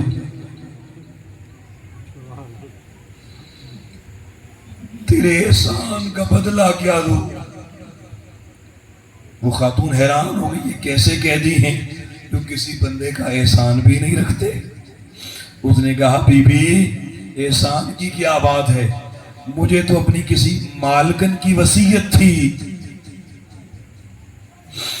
کہ اگر تمہاری گلی سے کبھی قیدی گزرے تو ان قیدیوں سے ضرور پوچھنا ان کی ضرورت کیا ہے، اور اگر وہ کوئی ضرورت بتائیں تو پوری کر دینا۔ میں تو اپنی بچپن نوجوانی کے زمانے کی ایک مالکن کی وصیت کے مطابق آپ کو قیدی سمجھ کے یہ چیزیں دی ہیں، میں نے کوئی احسان نہیں کیا۔ سیدہ زہرا کی شہزادی لوگ حضرت زینب پوچھنے لگی، اے دمشق کے بازار میں رہنے والی بہن یہ بتا وہ اتنی نیک تیری مالکن کون تھی؟ لوگوں وہ خاتون جیسے مالکن کا لفظ ہے اس کی آنکھیں کھڑی ہو گئی۔ اس نے کہا میں اپنی بچپن جوانی میں مدینہ میں رہتی تھی، شادی کے بعد دمشق میں آئی ہوں، اور جب مدینہ میں میرا بچپن گزرا تو میں محمد رسول اللہ کے گھر کی ادنا سی نوکرانی تھی، اور میرے نبی کی شہزادی ایک سیدہ بطول زہرا تھی۔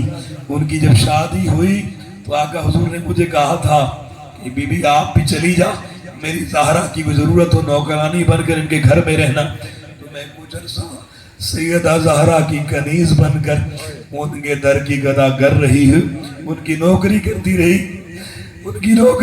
رہی، اور جب میری شادی کا وقت قریب ہوا تو سیدہ بطول زہرا نے جب مجھے اپنے گھر سے رخصت کیا تو آخری وصیت اور نصیحت یہ کی تھی کہ بی بی تو دمشق میں شادی کے بعد چلی جائے گی، اگر زندگی میں تیرے گھر کی گلی سے کوئی قافلہ قیدیوں کا گزرا تو ان قیدیوں سے ان کی ضرورت کا ضرور پوچھنا۔ آج میری زندگی میں وہ لمحہ آیا، آپ قیدی بن کر آئے، مجھے میری سیدہ زہرا شہزادی کائنات کی نصیحت یاد آ گئی، میں نے ان کی نصیحت پوری کی۔ لوگوں سیدہ زینب نے جب اپنی اماں سیدہ زہرا کی بات سنی آنکھیں بھر آئیں، پوچھنے لگی زہرا کے گھر میں تو رہتی تھی وہاں کوئی اور بھی ہوتا تھا؟ وہ خاتون کہنے لگی ہاں سیدہ، اس گھر میں زہرا کے آنگن میں دو چھوٹے چھوٹے پھول حسن و حسین ہوتے تھے، ایک میری مالکن سیدہ بطول زہرا کی شہزادی زینب بھی ہوا کرتی تھی، اور میں نے سنا ہے حسن مجتبی بھی وصال فرما گئے ہیں اور سیدہ زہرا بھی دنیا سے پردہ فرما گئی ہیں، مگر میں نے سنا ہے ان کا شہزادہ حسین بھی زندہ ہے اور اس کی شہزادی وہ معصوم زینب وہ بھی زندہ ہے۔ اگر آپ میرے احسان کا بدلہ دینا چاہتی ہیں تو اے بی بی بس میرے حق میں ایک دعا کر دے، میرے حق میں ایک دعا کر دے۔ سیدہ بطول زہرا کی شہزادی سیدہ زینب نے پوچھا بہن کون سی دعا کروانی ہے مجھے بتا، میں بھی کر دیتی ہوں. لوگوں دمشق کے بازار میں رہنے والی وہ خاتون بطول زہرا کی شہزادی کو بس عام قیدی سمجھ کے کہنے لگی بس میری اس خدمت کا اجر اور بدلہ یہ ہے کہ ہاتھ اٹھا کے دعا کر دے اللہ مجھے موت سے پہلے ایک دفعہ اس میری مالکت سیدہ زہرا کے شہزادے امام حسن کی زیارت کروا دے اور اس کی بیٹی سیدہ زینب رضی اللہ تعالی عنہ کا چہرہ مجھے دیکھنا نصیب فرما. بکر کی سرزمین کے غیور مسلمانوں یہ بات سننے کی دیر تھی. ایک سیدہ زینب کے حلق سے نکلی کہنے لگی بیوی تیری مراد تو پوری ہو گئی. اس نے کہا کیسے پوری ہو گئی؟ کہا یہ دیکھ اس نیزے کی انگنی پہ لٹکا ہوا سر کسی اور کا نہیں اسی بطول زہرا کے شہزادے حسین کا سر ہے. اور تو جس بی بی سے جس قیدی سے بات کر رہی ہے یہ کوئی اور نہیں اسی بطول زہرا کی شہزادی سیدہ زینب ہے.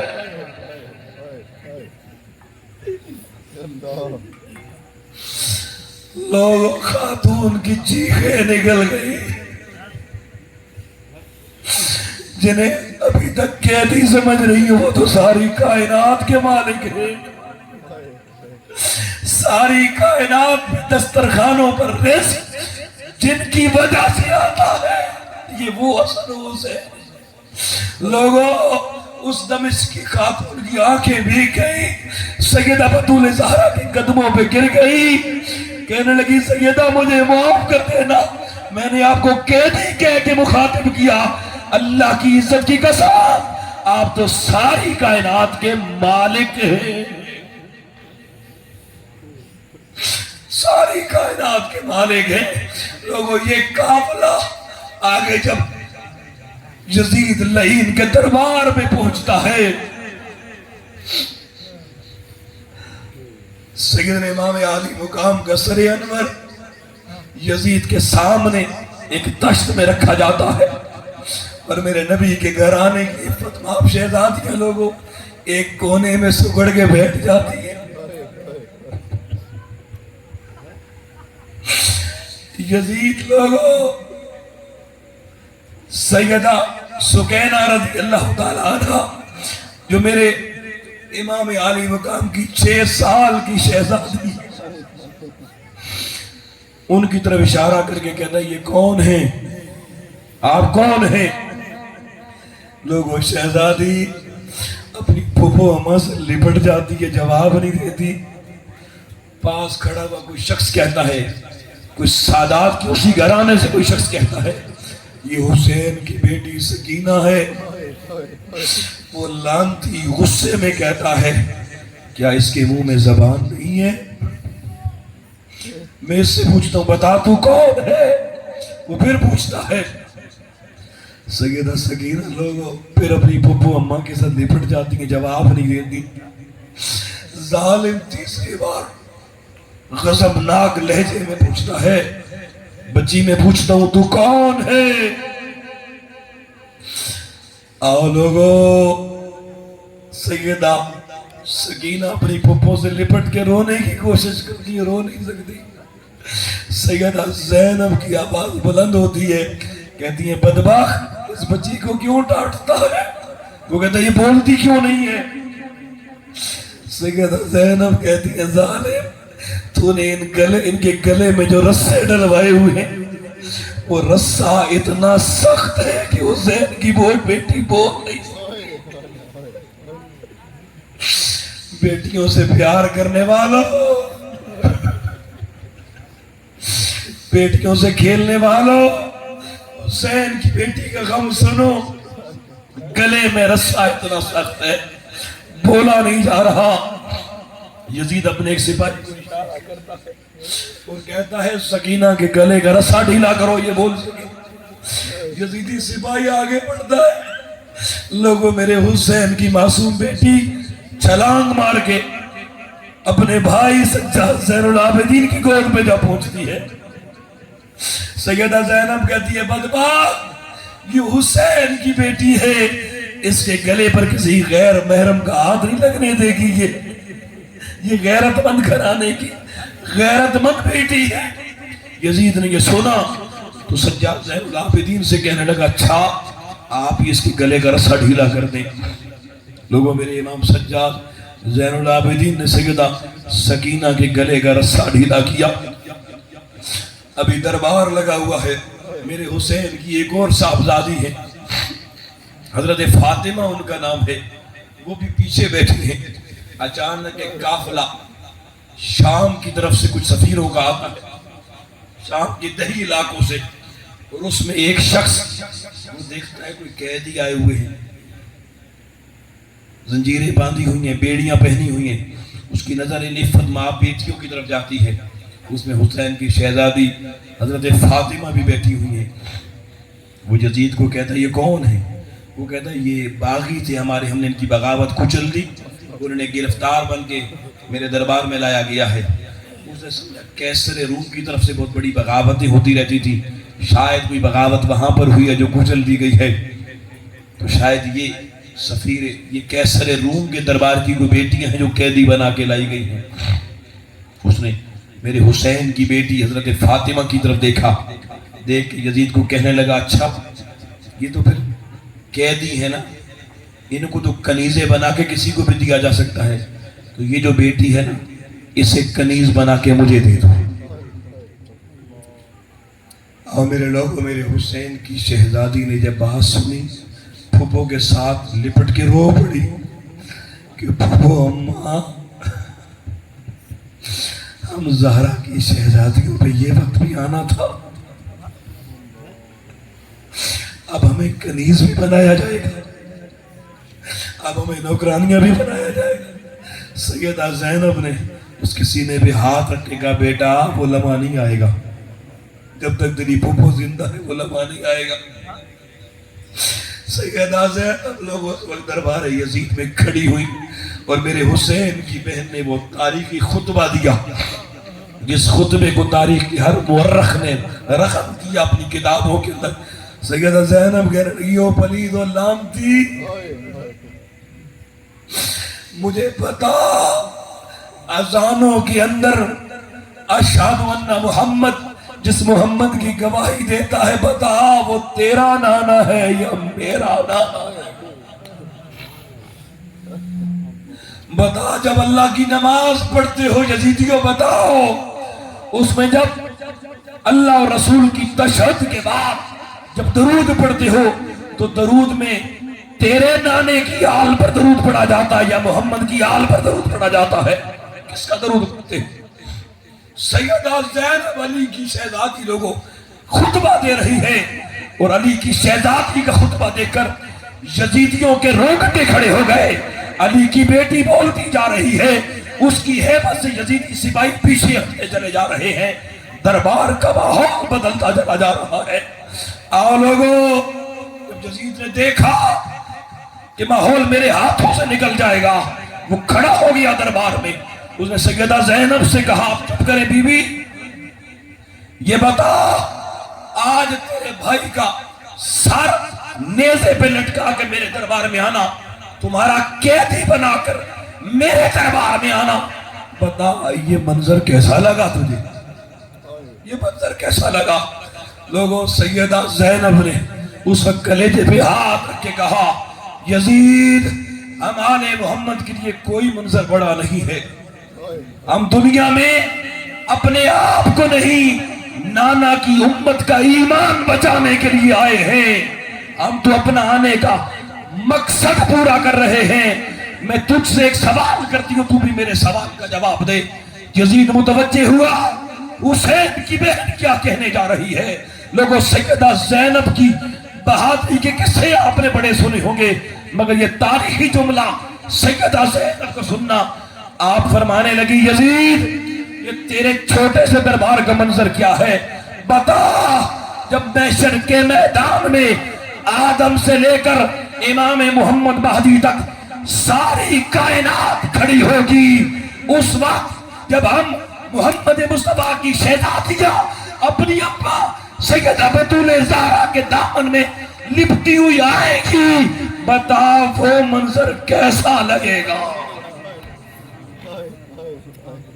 بتا وہ منظر کیسا لگے گا۔ آؤ لوگو، یزید نے سوچا اگر علی کی بیٹی مزید بولی تو کہیں بغاوت نہ کھڑی ہو جائے۔ اس نے کہا میں دربار برخاست کرتا ہوں، ہمارا جمعہ پڑھنے کا وقت ہو گیا، چلو مسجد چلتے۔ سارے درباریوں کو لے کے مسجد میں آ گیا۔ اب وہی سپاہی، وہی شامی تھوڑی دیر پہلے ہمدردیاں جن کی یزید کے ساتھ تھیں، سیدہ زینب کے خطبے کی برکت لوگوں سننا، علی کی بیٹی کی زبان کی طہارت دیکھنا۔ وہ سپاہی یزید کو کہنے لگے جمعہ پڑھائے گا کون؟ یزید نے کہا آپ بتاؤ کون؟ انہوں نے کہا ہمارا دل کرتا ہے اگر زین العابدین شہزادہ حسین کا ہے تو جمعہ کیوں نہ اسی کے پیچھے پڑھی۔ آؤ لوگو، یزید نے اب سارا ماحول بدلنے کے لیے کہ کہیں یہیں سے بغاوت نہ کھڑی ہو جائے، اس نے امام سجاد زین العابدین کو تاریخ تبری نے لکھا ہے، اس نے کہا حضرت آپ منبر پہ چلے جائیں، میرے حسین کا بیمار شہزادہ، اور آپ خطبہ ارشاد فرمائیں۔ لوگوں، سیدہ بطول زہرا کے شہزادے کا شہزادہ دمشق کی جامع مسجد کے منبر پر آیا، خطبہ شروع کیا جمعے کا۔ علی کے شہزادے کی زبان اللہ اکبر۔ جب دمشق نے خطبہ علی کے شہزادے کا سنا تو وہ یزید کو جو گھور گھور کے دیکھنا شروع ہو گئے کہ اتنا ظلم کیا اس نے۔ آپ نے کربلا کی کہانی خطبے میں بیان کر دی کہ ہمارے ساتھ کیا بیتی، ہم یہاں کس طرح پہنچے۔ جب بڑھتے بڑھتے ایک ایسا منظر آیا جہاں یزید نے دیکھا شاید آج دمشق والوں کو جمعہ بھول نہ جائے، کہیں ان کے ڈنڈے سوٹے میری طرف نہ آ جائے۔ یزید نے مؤذن کو کہا زین العابدین کا خطبہ پتہ نہیں کب پورا ہوگا، اٹھو تم اذان شروع کرو۔ آؤ لوگوں، خطبہ جمعے کا جاری ہے، مؤذن نے اذان شروع کر دی۔ اذان شروع، امام زین العابدین خاموش ہو کے منبر پہ بیٹھ گئے۔ اللہ اکبر کی صدا لوگوں نے سن لی، اشہد ان لا الہ الا اللہ کی صدا بھی لوگوں نے سن لی۔ اور جب مؤذن پہنچا اشہد ان محمد الرسول اللہ، یہ جملہ لوگوں مؤذن کا بلند ہوا۔ سجاد زین العابدین نے ہاتھ یوں کر کے کہا مؤذن چپ کر، مجھے ان لوگوں سے ایک سوال کرنے دو اور اس یزید سے سوال کرنے دے۔ مؤذن رکا، سجاد زین العابدین نے کہا یزید میری طرف دیکھ، میری آنکھوں میں آنکھیں ڈال کے بتا، تیرے مؤذن نے ابھی رب کی اذان میں جس محمد کی رسالت کی گواہی دی، بتا وہ تیرا نانا ہے یا ہمارا نانا ہے؟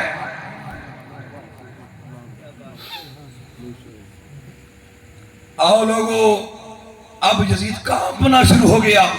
اذان مکمل ہوئی، نماز سجاد زین العابدین نے پڑھائی، نماز ہو گئی۔ یزید کو اب ہمت نہ ہوئی کہ کوئی بات میں خطبہ دے۔ اب اس نے اپنی ایک میٹنگ بلائی اور میٹنگ بلا کے انہیں کہنے لگا حالات سارے آپ نے دیکھ لیے کیا بن گئے ہیں، اب کیا کرنا چاہیے؟ انہوں نے کہا دوبارہ دربار لگائیں، اور دربار لگا کر خاولہ اور شمر کو ڈانٹ ڈپٹ کریں کہ میں نے تمہیں کب کہا تھا حسین کو سر کاٹ کے لے آئیں، تم حسین کو میرے پاس لے آتے تو شاید بہتر نتیجہ نکلتا، کیونکہ حالات بڑے خراب ہو چکے ہیں۔ یہ ماحول پیدا کرو تاکہ ہمدردیاں لو، ہمدردیاں۔ اور آج بھی بعض ہماری صفوں میں ایسے گھسے ہوئے ہیں، اپنوں میں جاتے ہیں، خدا جانے کیا کیا بکتے ہیں، ہمارے ساتھ بیٹھتے ہیں ہمدردیاں جیتنے کے لیے نہیں، ہم بھی اہل بیت کے محب ہیں۔ یہ منافقت کی سیاست بڑی پرانی ہے لوگوں، یہ یزیدی سیاست ہے۔ کہنے پر آئیں گے تو پتہ نہیں کیا کیا نکتے نکال دیں گے، نکتہ چینیاں، خطائیں نکال دیں گے، اور پھر انہی کے نام کے بینر لگا کے کہیں گے ہم تو ان کے محب بھی ہیں۔ وہ بینر لگ گئے، وہاں پر میٹنگ ہو گئی، اور اس میٹنگ کے ذریعے سے ماحول بدلا تاکہ دمشق اور شام میں بغاوت نہ جنم لے۔ جب ماحول بدل گیا، اس نے سب کو کہا کہ شہزادیوں کو اور شہزادے حسین کو بند کر دو اندر، یہ لوگوں کے سامنے نہ جائے۔ دوبارہ میٹنگ کی، اب کیا کریں؟ اب اس کے ساتھیوں نے کہا خبر مدینے تو پہنچ ہی جائے گی، مکے تو پہنچ جائے گی، اگر مکے اور مدینے حجاز تک یہ خبر پہنچ گئی کہ تو نے یہ سلوک کیا، اگر حجاز والے اٹھ کھڑے ہوئے تو یزید تجھے کوئی نہیں بچا سکے گا، اسی جتنا جلدی ہو اس قافلے کو واپس مدینے پہنچا دے۔ آپ لوگوں کو فیصلہ ہو گیا، اور وہ نعمان بن بشیر محب رسول جسے کوفہ کی گورنی سے معطل کیا گیا تھا، اس کو حکم دیا گیا کہ اہل بیت رسول کا یہ لٹا پٹا قافلہ دمشق سے واپس مدینہ منورہ کی سرزمین پر پہنچا دیا جائے۔ آو احباب گرامی قدر، یہ قافلہ چلا، جب جانے لگے نا، حضرت امام زین العابدین نے یزید سے کہا یزید، ہمارا جب مال لوٹا گیا تھا، کربلا میں خیمے لوٹے گئے تھے، تو تیرے سپاہیوں نے ہماری کچھ چیزیں لوٹ لی تھی، وہ ہمیں واپس کر دی جائے۔ اس نے پوچھا لوٹا ہوا سامان تو کبھی قیدیوں کا واپس نہیں ہوتا۔ امام سجاد زین العابدین نے کہا ہمیں باقی کسی سامان سے غرض نہیں ہے، مگر کچھ نشانیاں ہیں ہماری اماں زہرا کی۔ اماں زہرا نے میری پھپھو کے کوئی کپڑے بنائے تھے، میرے بابا کے کپڑے اپنے ہاتھوں سے سیے تھے، کوئی ان عفت ماں بیٹیوں کی چادریں سیدہ زینب کی ہاتھ کی، سیدہ زہرا کے ہاتھوں کی بنی ہوئی تھی، اور ایک میری پھپھو جی کے گلے کا گلوبند تھا، وہ میری دادی نے اپنے ہاتھوں سے بنایا تھا۔ بس ہم تو وہ اپنی دادی سیدہ زہرا کی وہ خوبصورت امانتیں واپس لینا چاہتے ہیں، بس وہ ہمارے حوالے کر دو، باقی ہمیں کسی چیز کی طلب نہیں ہے، ہم دینے والے ہیں، لینے والے نہیں ہیں۔ آؤ لوگو، قافلہ چل پڑا واپس مدینے کی طرف۔ آؤ شہر مدینہ کے قریب پہنچ گئی، حضرت سیدہ زینب کہنے لگی قافلہ روک دیا جائے، دل پہ بڑا بوجھ ہے، میں مدینے سے پورا خاندان لے کر گئی تھی، میں اب اماں کو آگے کیا بتاؤں کہ میں خانوادہ کہاں چھوڑ آئی ہوں۔ لوگوں، مدینے سے 2 میل کے فاصلے بھی اہل بیت کا قافلہ رک گیا، پیغام مدینہ شہر میں پہنچا، حسین کی بہن سیدہ زینب چھوٹی چھوٹی معصوم شہزادیوں کو لے کر واپس آئی ہے۔ لوگوں، مدینہ طیبہ میں مورخین کہتے ہیں یا قیامت کا منظر اس دن دیکھا تھا جب جسد رسول اٹھا تھا، جب آقا علیہ السلام کا وجود اقدس مدینہ طیبہ کی دھرتی سے اٹھا، یا مدینے میں اس دن قیامت کبریٰ دیکھی تھی، یا جب مدینے والوں کو نواسے مصطفیٰ مدینے والوں نے جس محمد کے نواسے کو محمد کے کندھوں پہ سواری کرتے دیکھا، جب اس قبیلے کے 19 شہسواروں کی شہادت کی خبر سنی، وہ لوٹے پٹے ہوئے قافلے کی حالت کی خبر سنی، تو مورخین کہتے ہیں یا اس دن مدینے میں قیامت کبریٰ برپا ہو گئی تھی، صغریٰ نہیں کبریٰ، پورا مدینہ نکلا۔ آؤ لوگوں، مدینہ پورا رو رہا تھا، اہل بیت پیغمبر کا یہ قافلہ شہر مدینہ میں لوگوں کے جرمٹ میں داخل ہوا۔ اگر دمشق میں شادی آنے تھے تو پورا مدینہ آنسوؤں سے بھرا ہوا تھا، آہوں سے بھرا ہوا تھا، سسکیوں سے بھرا ہوا تھا، ہر گھر ماتم قدا بن چکا تھا۔ میرے نبی کی، میرے زہرا کی لوٹی پٹی آگ شہر مدینہ میں داخل ہوئی۔ سیدہ زینب لوگوں سیدھا جنت البقیع میں اپنی اماں سیدہ خاتون جنت سیدہ زہرا بطول کے در گہربار میں حاضر ہوئی، اور میرے کربلا کی، میرے شاہ سوار کربلا امام عالی مقام کی بہن لوگوں، جس کا دامن صبر کربلا میں نہ ٹوٹا، دمشق کے بازاروں میں نہ ٹوٹا، یزید کے دربار میں جس حسین کی بہن کا صبر کا پیمانہ نہ ٹوٹا، وہ میرے حسین کی بہن اور محمد کی ماں لوگوں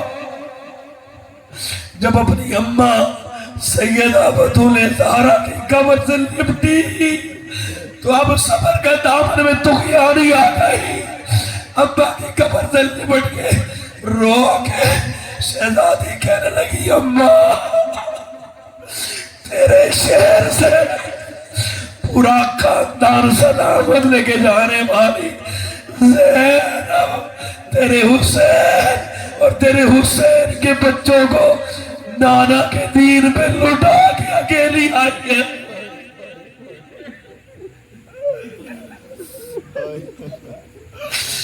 لوگوں کائنات نے بڑے بڑے منظر دیکھے, کائنات کو بڑے بڑے دکھ پہنچے, مگر شہر مدینہ میں در و دیوار بھی رو رہے تھے, گنبد خضرا کے در و دیوار بھی رو رہے تھے, مدینے میں زلزلے بپا تھے. اور زہرا کی شہزادی اپنی ماں کی قبر انور سے لپٹ کے زارو کبا نعرہ تکبیر, نعرہ رسالت, نعرہ حیدری. اجرکم من اللہ.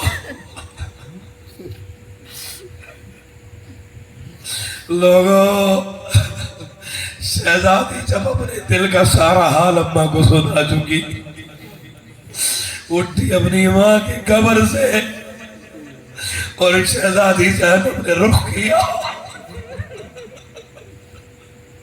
ساری کائنات کے والی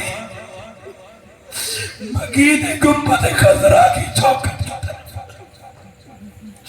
لوگوں شہزادی کے قدم ڈگمگاتی ہے, گرتی ہے, حسین کی بین اٹھتی ہے, پھر گرتی ہے, پھر اٹھتی ہے, بوجھل قدموں کے ساتھ پھٹے کلیجے کے ساتھ میرے حسین کی بین لوگوں گنبد خضرا میں قبر رسول پر آتی ہے.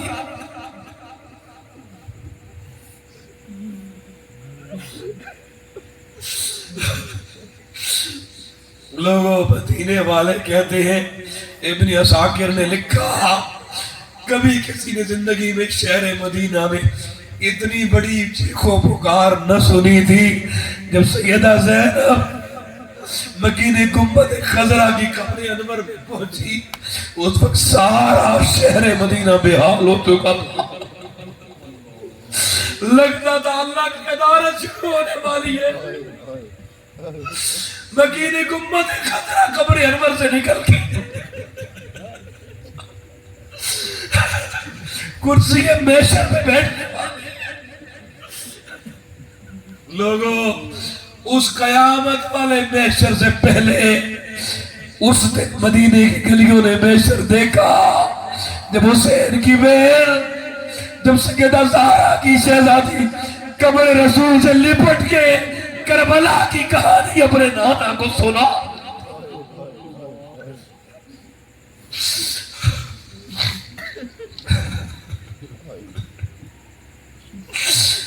آؤ لوگوں, لیکن یہاں سے سیدہ بطول زہرا کی زندگی کا وہ باب شروع ہوتا ہے جو ہم آج بھول چکے, سارا درد بیان کر کے. پھر کوئی در رسول سے لوگوں بطول زہرا کی شہزادی کو کوئی پیغام آیا, میرے حسین کی بہن لوگوں پھر مدینے میں نہیں رہی. سجاد زین العابدین تو مدینے میں رہے, ساری زندگی کبھی مسکراہٹ لبوں پر نہیں آئی. اے جوانوں, ساری زندگی جن کی باتیں کھلتی رہتی ہیں, کلیجے پتھروں سے سخت ہو گئے, رونا نہیں آتا اللہ کی یاد میں. میرے حسین کا شہزادہ ساری زندگی آنکھیں تر رہی, اور کسی پوچھنے والے نے ایک دفعہ پوچھ لیا, سجاد عرصہ ہو گیا ہے آپ کے چہرے پہ کبھی مسکراہٹ نہیں, ہر وقت روتے کیوں رہتے ہیں؟ اگر میرے سجاد زین العابدین کا جواب سننا کلیجے تھام کی. آپ نے کہا سوال کرنے والے مجھے بتا یعقوب علیہ السلام کے کتنے گئے تھے جو ہدائی چلی گئی تھی رو رو. ارے یعقوب کا تو ایک یوسف گیا تھا, ایک یوسف. وہ تو اللہ کے پیغمبر تھے, ابراہیم کے پوتے تھے.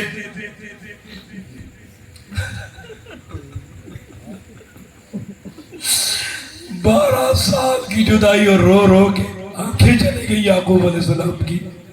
فرمایا یعقوب کا ایک جدا ہوا, وہ بھی زندہ تھا, اسی کائنات میں وجود سے بس بچھڑ گیا تھا. ارے ان کا ایک یوسف بچھڑے, رو رو کے یعقوب کی آنکھیں چلی جائیں. اور سید سجاد زین العابدین کا تو کوئی بھی نہیں بچا, سارے چلے گئے. میں کس طرح مسکراؤں, میں کیوں نہ رو. اور سیدہ زینب رضی اللہ تعالیٰ عنہ لوگوں, شہزادی نے چند دن مدینے والوں کو کربلا کی حوال سنا کے راوی کربلا, راویہ کربلا بننے کے بعد میرے حسین کی بہن نے لوگوں مدینہ چھوڑ دیا. ایک تو شہزادی جب بھی قبر ماں پر قبر نانا پہ جاتی شہزادی روتی تھی, اتنی روتی تھی کہ چپ نہیں کرتی تھی. اور دوسرا لگتا ہے میرا یہ اپنا گمان اور وجدان کہتا ہے جب اماں کی قبر سے بھی آواز آتی ہوگی, نانا کی قبر سے بھی آواز آتی ہوگی, میری بیٹی میری شہزادی.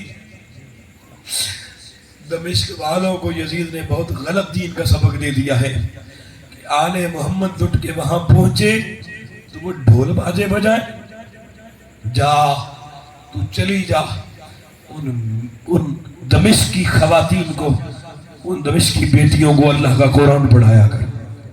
لوگ حضرت زینب پھر پلٹ کے واپس وادی شام میں آ گئی. ساری عمر میرے حسین کی بہنوں کو اسی شام کے در و دیوار میں شام کی خواتین کو اکٹھے کر کے دمشق کی اللہ کے قرآن کا درس دیا کرتی تھی. اور آج تحریک منہاج القرآن نے صدیوں بعد اس ردائے زہرا اور حیاء زہرا کا صدقہ اس زینب پر عمل کرتے ہوئے امت کی بیٹیوں کے لیے درس قرآن دوبارہ گلی گلی محلے محلے شہر شہر شروع کیے. معراج القرآن کی بیٹیاں, معراج القرآن کی فاضلات پورے ملک طول و عرض میں بھی سیدہ زینب کی باتیاں بن کر لوگوں آج ہر جگہ پہ درس قرآن دیتی نظر آتی ہیں. اور سیدہ زینب کا وصال بھی شام کی وادی میں ہوا, مزار اقدس بھی آپ کا وہیں پر ہے. آؤ تحریک منہاج القرآن اس دور میں تمہیں پھر سے این کربلا کی کہانی وہی سنا کر کربلا کا درس دیتی ہے. لوگوں 8 ذی الحج ہو, وجود کے اوپر یہ لباس گھر کا پہنا ہوا نہ ہو, سلا ہوا, انسلی 2 چادریں احرام والی ہوں, اور مکہ نہیں اللہ کا گھر کعبہ سامنے, حرم کعبہ. ساری دنیا کعبے کی طرف جاتی ہے, حسین کربلا کی طرف کیوں گیا؟ 2 دن رہ گئے تھے, حج کر لیتے. یا بندہ مسجد میں ہو, جماعت کھڑی ہونے والی ہو, 2 منٹ رہ جائیں, خبر آ جائے تیری اماں کا وصال ہو گیا ہے, نماز یاد رہتی ہے؟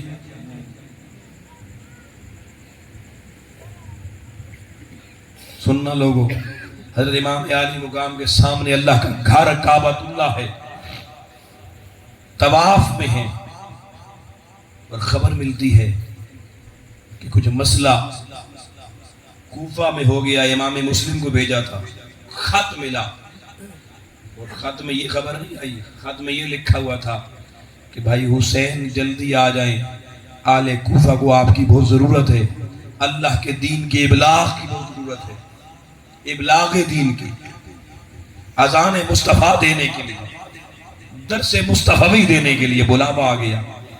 حسین نے 8 ذی الحج میں حج کرنا نہیں گوارا کیا. آؤ لوگوں مکہ چھوڑ کے آپ کوفہ کی جانب چل پڑے. میں پوچھوں کوفے میں کس کا گھر تھا؟ وہ اللہ کا گھر کوفے میں، بیت اللہ ادھر تھا. اور پھر کوفہ نہیں جانے دی گیا، کربلا کے ریگزار میں پہنچے. جب حر نے راستہ روکا تو وہاں سے پلٹ کے مکے آ سکتے تھے. اس وقت آپ آگے نینوا اور فرات کی طرف کیوں بڑھ گئے؟ وہاں کیوں خیمے لگا دیے؟ کیوں؟ آپ کے مد نظر صرف ایک ہی مسئلہ تھا کہ میں اللہ کے دین کا مسافر بن کے نکلا ہوں اور میں نے کلمہ حق اس امت کے ہر فرد تک پہنچانا ہے. اس کے لیے لوگوں نانا کا حرم چھوڑا، اللہ کا حرم چھوڑا اور کربلا بسائی، اور کربلا بسا کے سارا کنبہ شہید کروا کے امت کو صرف قیامت تک ایک پیغام دے گئے کہ جس دور میں یزیدی نظام تمہارے اوپر مسلط ہو جائے اور میرے نانا کے دین کی قدریں پامال ہونا شروع ہو جائے، اس وقت تم بھی صرف مسجدیں آباد نہ کرنا، صرف کعبے کی زیارت کے لیے نہیں جانا، یزیدان وقت کے خلاف اہل حق کو پیغام حق دینے کے لیے مصطفی نظام کی للکار بلند کرنا بھی تمہارے ذمہ ہے.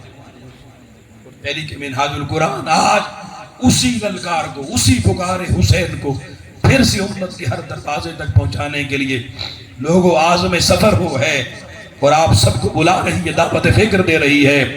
کب تک صرف کربلا کے ان موضوعات کو سنتے رہو گے؟ کب تک صرف میلاد کے جلسے کرتے رہو گے؟ کیا دین مصطفیٰ جلسوں سے زندہ ہوگا؟ اگر جلسوں سے زندہ ہوتا تو حسین علیہ السلام مدینے کے ممبر میں بیٹھ کے خطبے دیتے رہتے. آؤ درس کربلا یہ ہے، مسجد بھی آباد کرو، اللہ کے گھر کے طواف بھی کرو، مگر دین مصطفیٰ کو ویران نہ ہونے دو. دین کا پرچم بلند کرو، اور دین کے پرچم کے اپنے بچوں کو بچپن سے گودوں میں بٹھا کے درس کربلا اور کربلا کی کہانی سنایا کرو. لوگوں مجھے دکھ کے ساتھ یہ جملہ کہنا پڑتا ہے، آج جب ہمارے چھوٹے بچے ہم انہیں چیری بلاسم کے کارٹون لگا کے دیتے ہیں اور چھوٹے چھوٹے بچے موبائلوں پہ کارٹون دیکھ رہے ہوتے ہیں، میں کہتا ہوں وہ مائیں کہاں مر گئی ہیں، وہ باپ کہاں مر گئے ہیں جن پہ کربلا کا قرض باقی ہے کہ بچوں کو گودوں میں بٹھا کے کبھی کربلا کی زینب کی کہانی بچیوں کو سنائیں، کبھی میرے حسین کی سکینہ کی کہانی، کبھی میرے حسین کی فاطمہ کی کہانی، کبھی میرے حسین کی سغرا کی کہانی بچیوں کو سنائیں، اور کبھی اپنے معصوم لاڈلے بیٹوں کو کربلا کے اصغر کی کہانی سنائیں، کبھی اکبر اور قاسم کی کہانیاں سنائیں. اللہ کی عزت کی قسم، اگر یہ امت آج حسین کا نمک خوار وفاشیار بننا چاہتی ہے تو میں پلٹ کے اپنے چھوٹے بچوں سے لے کر جوانوں تک، اپنی معصوم بچیوں سے لے کر جوان بیٹیوں تک سب کو کربلا کی کہانی سنانی پڑے گی اور مقصد کربلا بتانا پڑے گا.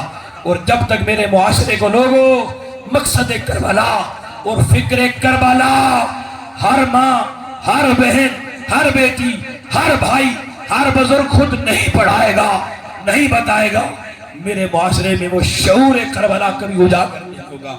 اور جب تک شعور کربلا زندہ نہیں ہوگا لوگوں یہ امت لٹتی رہے گی، پستی رہے گی، یزیدان وقت کے پنجوں کے اندر یہ جکڑی رہے گی. آج بھی میرے آپ کی پاؤں میں بیڑیاں پڑی ہوئی ہیں، ہمارے گلے میں سودی نظام، لانتی نظام کے توق پڑے ہوئے ہیں. یہ توق اس دن اتریں گے جب امت کا ہر بیٹا اور بیٹی حسین کی فکر کربلا کا وارث بن کے پیغام حسین سے سینہ معطر کر کے جب میدان عمل میں نکل کر انقلاب مصطفی انقلاب کے نعرے لگاتے ہوئے اور الجہاد الجہاد لبیک لبیک کے نعرے لگاتے ہوئے جب قوم نکلے گی، کربلا بسائی جائے گی، محمد مصطفیٰ کے دین کا جھنڈا بلند ہوگا، امت سرخرو ہو جائے گی. اللہ کی بارگاہ میں دعا کرتے ہیں، مالک و مولا اس شب کے صدقے، اس عظیم ذکر امام علی مقام اور شہیدان کربلا کے صدقے، زہرا بطول کی بیٹیوں کے ذکر کے صدقے، یا اللہ ہمیں پھر سے حقیقی وراثت پیغام کربلا کو اپنے بچے بچیوں تک، اپنی نسلوں تک پہنچا کر پھر سے شمع عشق مصطفی روشن کر کے دین مصطفی کا پرچم بلند کرنے کی توفیق عطا فرما. وما علینا دو شعر سناتا